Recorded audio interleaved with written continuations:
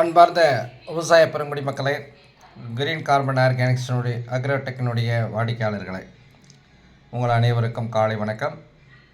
இன்றைக்கு பதிவில் இதே தக்காளி தான் நம்ம இன்றைக்கி பதிவு செய்கிறோம். இன்றைக்கி 80வது நாள். இந்த தக்காளி நம்ம கிரீன் கார்பன் ஹியூமஸில் வளர்த்து நம்ம அறுவடை பண்ணி டெஸ்ட்டுக்கு பண்ணிக்கிட்டுருக்கோம். கடந்த 80 நாட்களாக இது நம்ம ஆய்வில் இருக்குது.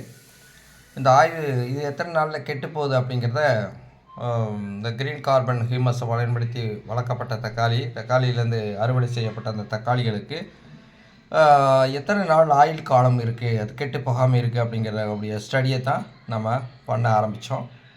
இன்றைக்கி இது 80வது நாளாக இன்றைக்கி வெற்றிகரமாக போய்கிட்டு இருக்கு. மொத்தம் 7 தக்காளி நம்ம இந்த ஸ்டடியில் வச்சோம்.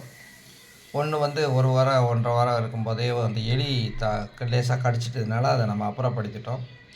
மிச்சம் 6ல் 2 அது மாதிரி சுருங்கி போச்சு. சுருங்கிடுச்சுன்னா மம்மிஃபை ஆயிடுச்சு.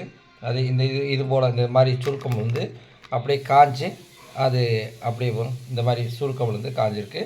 இப்போ 80வது நாளில் இன்னும் இந்த 2 தக்காளியும் கூட அந்த சுருங்கி மம்மிஃபை ஆயிடுச்சு. அழுகிடல, கெட்டு போயிடல, வாடை அடிச்சிடல. இன்னும் இந்த 2 தக்காளி பார்த்திங்கன்னா இன்னும் நல்லா இதாக ஸ்ட்ராங்காக இன்னும் கெட்டு போகாமல் இருக்குது. இன்னும் கூட இது ஒரு 10 நாளைக்கு வரும்னு நான் நினைக்கிறேன். பார்ப்போம் இன்னும் எத்தனை நாள் வருது அப்படிங்கிறத நம்ம இந்த ஸ்டடியை முடியும் போது நம்ம உங்களுக்கு சொல்கிறோம். ஸோ ஏறக்குறைய 80 நாள் அப்படிங்கிறது மிக அதிகமான ஒரு காலகட்டம். 80 நாளைக்கு கெட்டு போகாமல் இருக்குதுன்னு சொன்னால் அப்போ இந்த கிரீன் கார்பன் ஹியூமஸில் வளரும் போது அதற்கு அந்த தன்மைகள் எல்லாம் கிடைக்கிறது அப்படிங்கிறத இந்த ஸ்டடி இது வரைக்கும் நம்ம பண்ண ஸ்டடி நமக்கு கொஞ்சம் உணர்த்துகிறது. அப்போ ஒரு பொருளை நம்ம எந்த இதில் விளைய வைக்கிறோம் அப்படிங்கிறத பொறுத்து அதனுடைய ஆயுட்காலம், அதாவது செல்ஃப் லைஃப் என்று சொல்லக்கூடியது இருக்கும் அப்படிங்கிறத இந்த ஸ்டடி லேசாக நம்மளுக்கு